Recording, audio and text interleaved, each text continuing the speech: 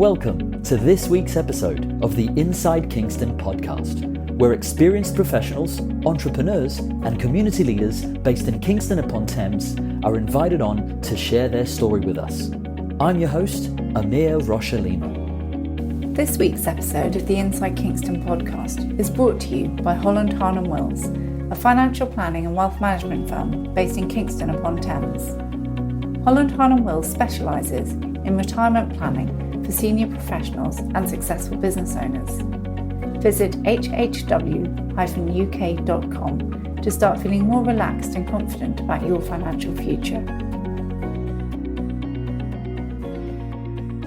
Thank you for joining us for another episode of the Inside Kingston podcast. I'm joined today by Gemma Whates.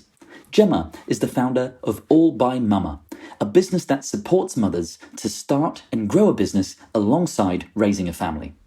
What's unique about Gemma is how she's grown her business over these last 5 years by adopting a multi-pronged approach, which includes an online marketplace selling gifts made by mothers, a membership community for businesses run by mothers, and a series of business courses. And be sure to listen to the end, where Gemma shares with us her tips for using social media to maintain professional connections and to attract new customers. So whether you're interested to know more about how to build a community around your business, or would like to know more about what it takes to run a successful independent business, then I hope you enjoy this episode of the Inside Kingston podcast.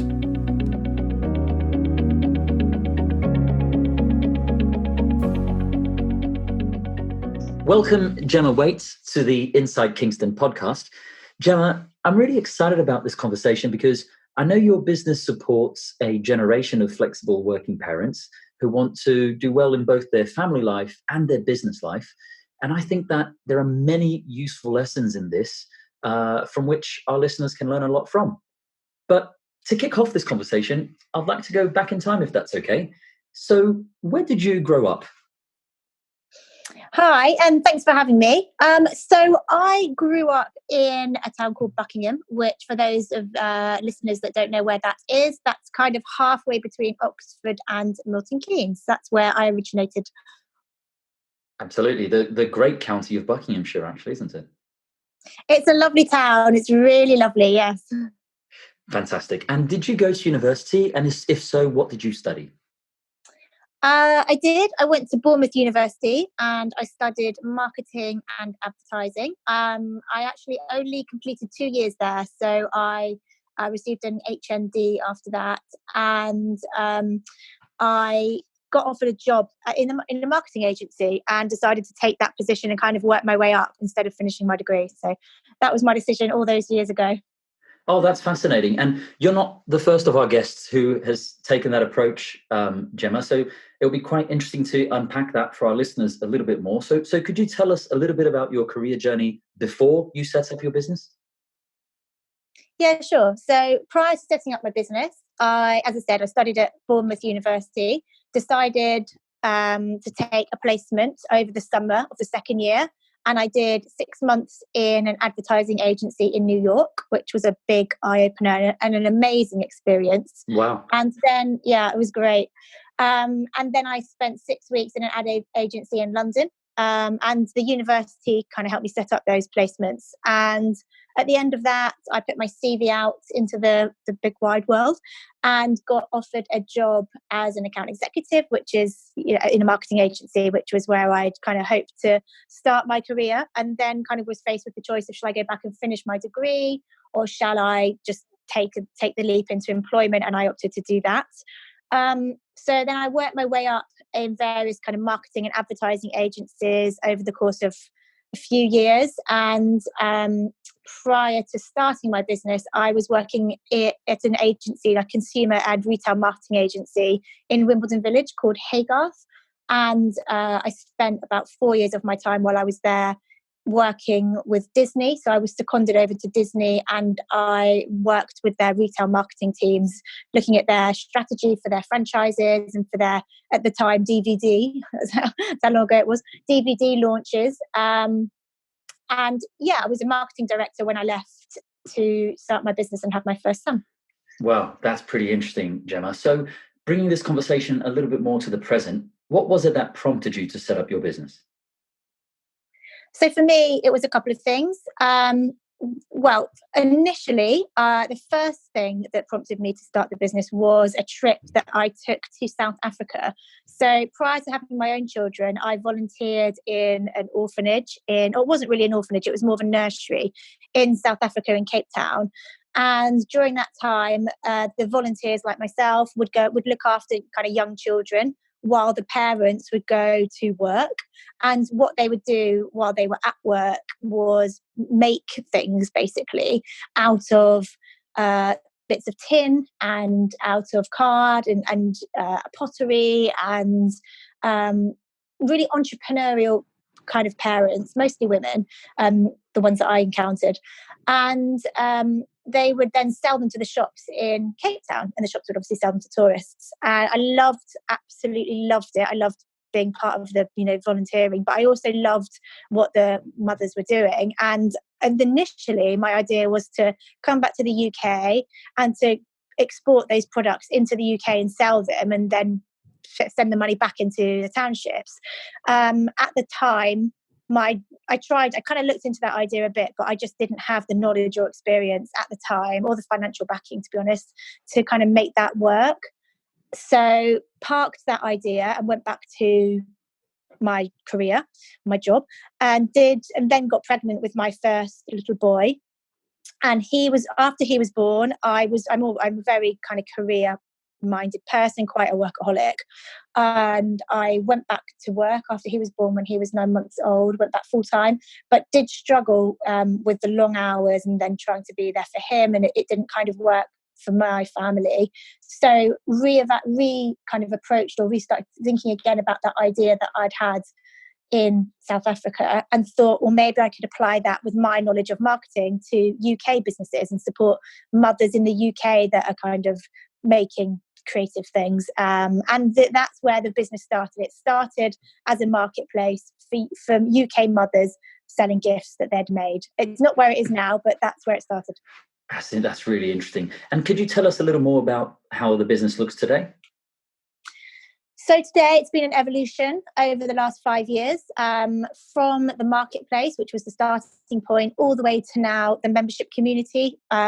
We are very much now focused on our memberships, and it's about our ethos, and our mission has stayed the same, and that's to support mothers to start and grow businesses alongside raising families.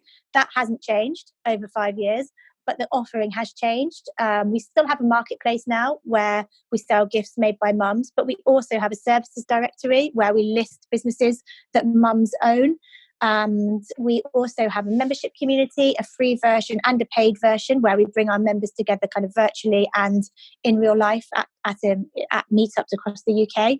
And that's kind of the core of what we do at the moment. So it's all about community and being there to support each other. I think that's really interesting for a number of reasons, Gemma, not least because I'm obviously married, I've got 2 children, and my wife gave up her career to become a full-time mum. And only now that our kids are sort of 4 and 2 is she starting to think again about going back into the workforce. But actually, she's been thinking about starting something herself rather than going back into sort of corporate life. So with that in mind, and because you've seen a few of those case studies, obviously during your with your business, what are some of the sort of common mistakes that you see when parents are returning to work and perhaps trying to run their own businesses? I think it's very personal experience on both of those things, on both of the going back to work with a young family and and trying to start a business. It's very dependent on a person's particular situation. I think when it comes to starting a business, a couple of things that I've come across multiple times are confidence. Lots of times it's I'm not sure if I can do it, and sometimes it's just having other people around that say you can do it. And in motherhood's a massively transformational moment in a woman's life, and it can be something that knocks your confidence. I think that I've seen a lot of times people needing just a little support and a little bit of a boost to say you can do it. I think also it's very overwhelming knowing where to start when you're thinking about starting a business. So it can be just too much. It can be where do I start? So sometimes you need either a community around you or somebody you know that's done it before, or you just need to take that first step, no matter what that first step is for you. I don't really think there's a right or a wrong. It might be you register a company name at Companies House, and that for you is a psychological thing that makes you think, okay, right, I'm started now. Or you write a blog post or something. You do your first thing, which is saying, right, that's it. I'm now committed to doing this. I think financially, again, this is very dependent on different individuals' situations, but it does, depending on your business and your service and what you're doing. It can take a long time to build up from scratch a service, a product, well, definitely a product business, but also service business. So I think people can sometimes feel deflated when they've started their business, they've put themselves out there, and all of a sudden they're not making what they thought they were going to make in month 1 or 2. And that's a very familiar scenario, because things take a lot longer than you think they're going to take until you've had that experience initially. And I think, you just need to be, again, surrounded by people that have been there and that have done that can help you to keep going. And is this, Gemma, where All by Mama and the community side of the business that you've been creating, is this where this can help entrepreneurial parents, mums and dads, perhaps, who are thinking of starting their own business? Yeah, absolutely. So our business basically takes you from idea generation, so coming up with that idea, all the way to customer acquisition, so finding people to buy your product or service. So we have a business startup course which you can take, which obviously if you're struggling, like you just said, to start the business, we have a course that will help you, that was all online, that will help you do that. We then have a community that will we do things like have virtual meetups on Zoom. We do things like, obviously not at the moment given the current situation, but we do real life meetups around the UK where you can meet other people in similar situations to you. And we have a WhatsApp group where you can ask questions in a safe kind of space. So that community element is something that is really helpful for any stage of business, whether you're just starting out or whether you are much bigger. There's always somebody in the group that's come across what the problem you've got, and normally you're always in a place to offer advice and support as well. And then when the business is up and running, you can list the business on allbymama.com as a product business or a service business, and that should help raise awareness of your business and potentially get some customers and clients in as well. So yeah, we offer kind of quite a wide service in that respect.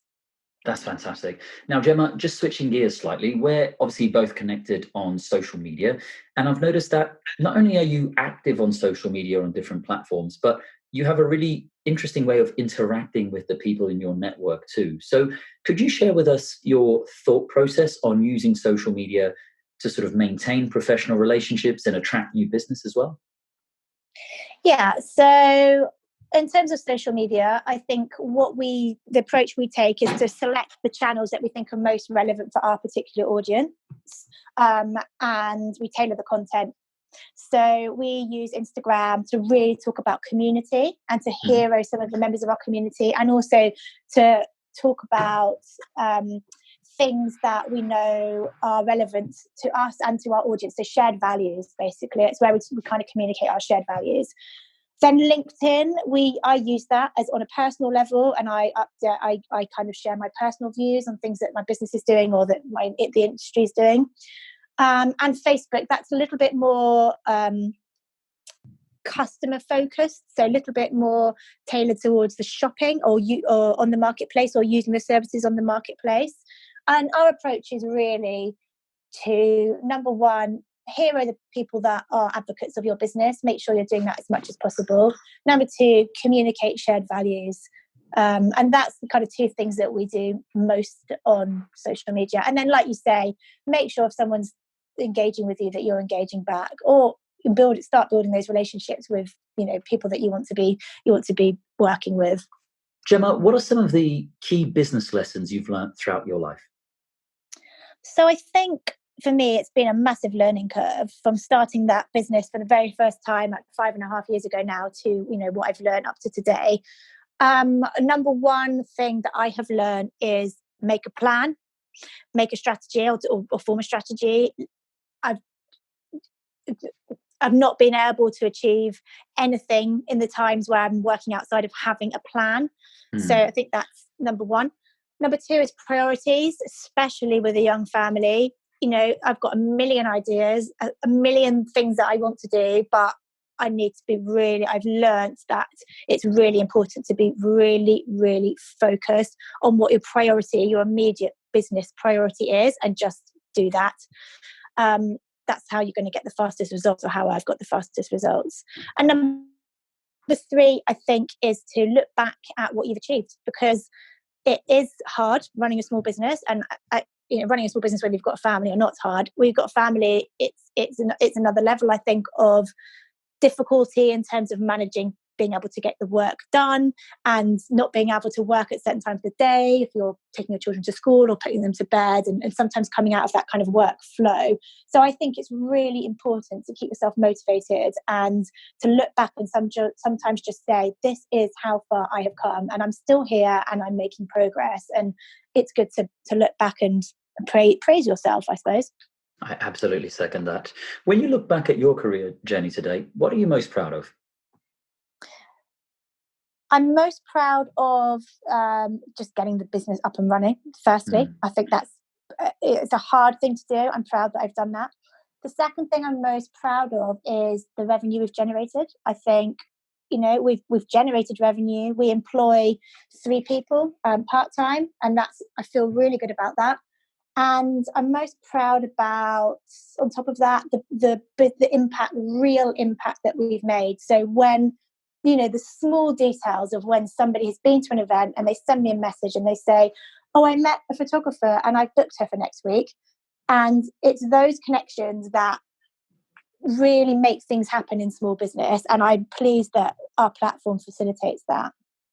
Absolutely. What next for you and your business? Are there any projects in the pipeline you can tell us about?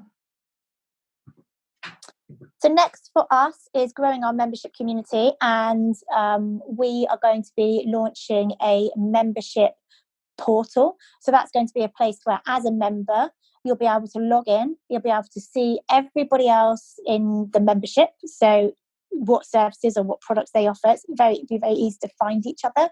And then we're going to be filling that portal with resource. So it'll be things like webinars that I've held with my business partner, Donna, resources like PDF resources that are currently emailed out once a week, but they'll all be in one place for you to come in and download as and when you need them. So that should be going live relatively soon, and we're really looking forward to that, because I think it'll be a really valuable resource for everybody in the community to kind of dip in and dip out and take what they need when they need it. Absolutely. That sounds very interesting and exciting times ahead. Thank you.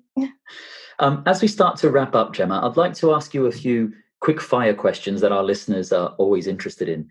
So what do you do to relax outside of the office? Normally with my family or working, but on the rare times that I'm not doing either of those two things, I like to read or I like to go for a walk. Those two things, really. And are there any books that you've recently read that you'd recommend to our listeners? There is a business book that I've read recently called Hype Yourself. It's about PR for small business. It's written by Lucy Werner. I hope I pronounced that correctly. And it's brilliant. Excellent. I'll definitely make a note of that. Finally, where can people go to find out more about you and your business? So to join our free membership community, and that's where you'll receive a weekly email to help you grow your business, you can go to join.allbymama.com. You can find us on Instagram at allbymama_network. You can find me on Instagram at Gemma_allbymama_network, or just visit our website and our marketplace and services directory at allbymama.com. So various different places you can visit there. And for the benefit of our listeners, I'll make sure I add a link to those resources on the show notes. Gemma, thank you for joining us here on the Inside Kingston podcast. It's been a pleasure getting to know your story. Thank you for having me. I appreciate it. That wraps up another episode of the Inside Kingston podcast. Make sure to check out our guests' website, pay them a visit, and help spread the word about what they're doing. If you have any questions or know someone who should be a guest on the show, please feel free to get in touch. I would also love it if you could go to iTunes and leave us a review and a 5-star rating. We work hard to bring on some great guests, and getting a review from you is one way to help the podcast rate well on iTunes so that others can find and enjoy the show too. Thanks for listening.